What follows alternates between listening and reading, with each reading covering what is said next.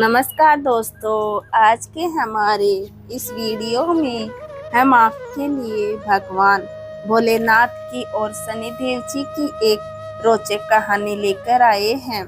दोस्तों, शनिदेव को न्याय का देवता माना जाता है। अपने जीवन काल में प्रत्येक व्यक्ति को शनिदेव की वक्र दृष्टि का सामना करना पड़ता है। नवग्रहों में शनिदेव सबसे धीरे चलने वाले ग्रह हैं और ये सभी राशियों का भ्रमण करने में 30 वर्ष का समय लगाते हैं।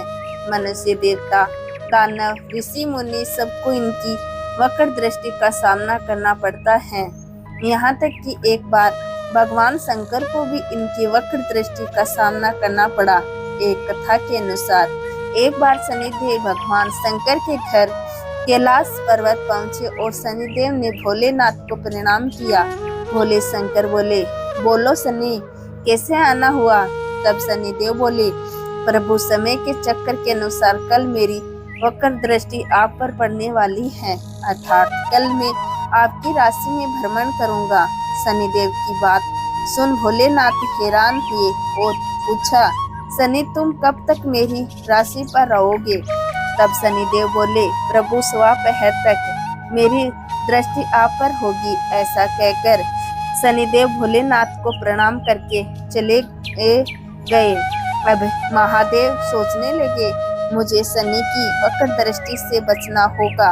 अगर मुझ पर शनि की वक्र दृष्टि पड़ी तो देव क्या सोचेंगे?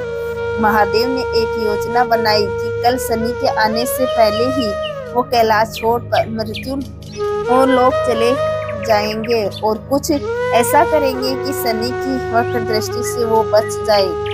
अगले ही दिन भगवान भोलेनाथ मृत्यु लोक में पहुंचे और एक हाथी का रूप धर लिया। हाथी के रूप में महादेव को पूरा दिन रहना पड़ा। इधर उधर भटकने उन्होंने जब एक नगर में प्रवेश किया तब लोग घबराकर उन्हें भगाने लगे।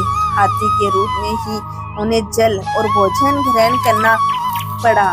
दिन ढला तो महादेव ने सोचा, चलो अब पूरा दिन व्यतीत हो गया है, मैं शनि की वक्र दृष्टि से बच गया, अब तो कैलाश पर लौटता हूँ। ऐसा सोचकर महादेव ने हाथी का रूप त्यागा और कैलाश को लौट गए। कैलाश पहुँचते ही महादेव ने देखा कि शनिदेव तो पहले से ही वहाँ मौजूद थे। उन्होंने महादेव को देखते ही प्रणाम किया।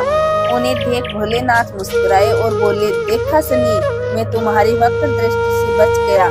तुम अपनी वक्र दृष्टि मुझ पर नहीं डाल पाए। महादेव की बात सुन शनिदेव बोले, हे प्रभु, मेरी वक्र दृष्टि से ना देव बच सके हैं, ना मानव, ना दानव और ना ही आप बच पाए। महादेव ने हैरान होकर पूछा, वो कैसे? तो शनिदेव बोले, प्रभु, ये मेरी वक्र दृष्टि का ही प्रभाव था कि आपको अपना वास्तविक स्वरूप त्याग कर हाथी की योनि में जाना पड़ा, इधर उधर भटकना पड़ा, पशु योनि में ही अन्न और जल ग्रहण करना पड़ा, अपना निवास स्थान कैलाश छोड़ना पड़ा।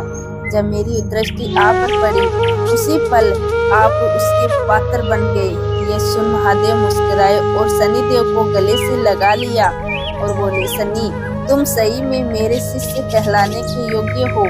साथ ही यह वरदान दिया कि 9 ग्रहों में तुम्हारा सर्वश्रेष्ठ स्थान होगा। जीवन में सही काम करने वाला तुमसे भयभीत नहीं होगा और जल में कमल के समान सुरक्षित रहेगा। इस प्रकार शनिदेव की दृष्टि का सामना सबको करना पड़ता है, लेकिन जो धर्म के अनुकूल आचरण करता है, दया, सद्भावना, प्रेम और सुविचार रखता है, वो जीवन में सभी सुख प्राप्त करता है। जो व्यक्ति शनिवार को पीपल के पेड़ में जल चढ़ाता है, काली वस्तुओं का दान करता है, गायत्री मंत्र का जाप करता है, पशु पक्षियों अन्न और जल देता है, चींटियों को आटा डालता है और शनि चालीसा पढ़ता है, शनिदेव की कथा सुनता है, उस पर शनिदेव की कृपा सदैव बनी रहती है। तो दोस्तों, कैसी लगी आज की हमारी ये कहानी? कमेंट करके जरूर बताएं और साथ ही साथ मेरे चैनल जतिन लाइफ स्टाइल को सब्सक्राइब करना ना भूलें। धन्यवाद दोस्तों।